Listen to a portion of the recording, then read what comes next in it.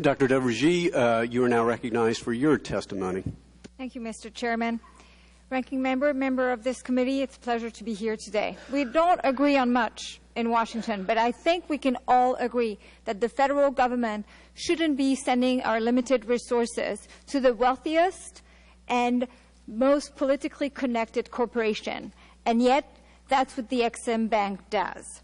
Some say that there are good reason for doing this. They say that the EXIM Bank promotes export, supports job, return money to Treasury, and helps taxpayers. None of these arguments withstand scrutiny, as my written testimony is shown, and I will briefly address in my statement today. However, my main focus will be on groups who are affected by EXIM activity that have gone ignored. These people don't have connection in Washington. They don't have access to press offices and lobbyists, but they matter too. It is difficult but extremely important that we consider the unseen cost of political privilege, whatever form it takes, whether it's market distortions, job losses, potential destroyed, or higher prices. So let's start.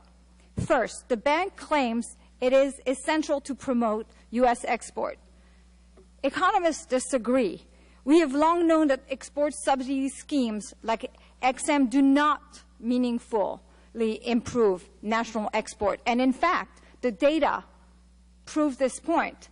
EXIM backs less than 2% of U.S. exports.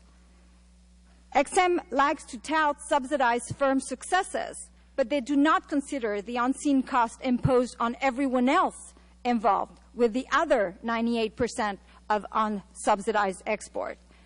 In these cases, it is firms' own government, not foreign government, that puts them at a competitive disadvantage. For instance, EXIM harms these firms' export opportunity by making it harder for unsubsidized buyers to secure their own financing. That's because EXIM gives lender an incentive to shift resources away from unsubsidized projects towards subsidized projects, regardless of the merits of the business. These capital market distortions have ripple effect. Subsidized projects attract more private capital, while other worthy projects are being overlooked. The subsidized get richer, and the unsubsidized get poorer, or worse, get out of business. Unfortunately, we'll never see the businesses that could have been.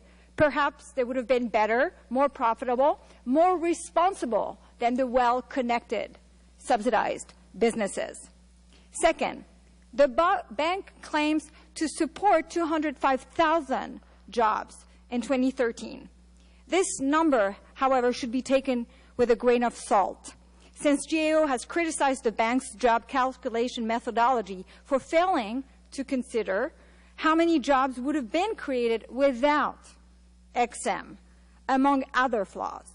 But even if we accept the bank's questionable jobs claim, that means that it only supported 1.8% of all export-related jobs in 2013. The bank doesn't promote jobs as much as it promotes job for favored company at the expense of everyone else. The other 98.2% of unsubsidized export jobs are placed at a competitive disadvantage by EXIM.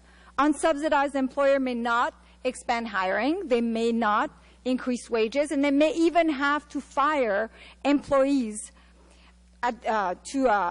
because they face competition from subsidized projects. Third, the bank claims that it benefits taxpayer. A recent CBO report debunks claim of future EXIM profitability. EXIM is projected to yield losses for taxpayer over the next decade. But taxpayers are unseen victims in other ways. The EXIM Bank transfer risk away from lenders and towards every single U.S. taxpayer that you represent. This creates what economists call moral hazard, since well-connected lenders like Citibank and J.P. Morgan bear almost no risk when a company defaults. They have very less incentive to apply transaction oversight. They collect high fees on billion-dollar loans, in good times, but normal tax-paying Americans must pick up the tab in bad times. Everyone in this room knows who will benefit if the bank is reauthorized, because the beneficiaries are few enough in number that they can effectively organize and are wealthy enough to apply significant political pressure. But what about the forgotten firms, workers, taxpayers, and consumers whose voice are so easily drowned out by the corporate beneficiary of government privilege? They should not matter less than Boeing, GE, and Caterpillar. This is your opportunity. Thank you. Captain.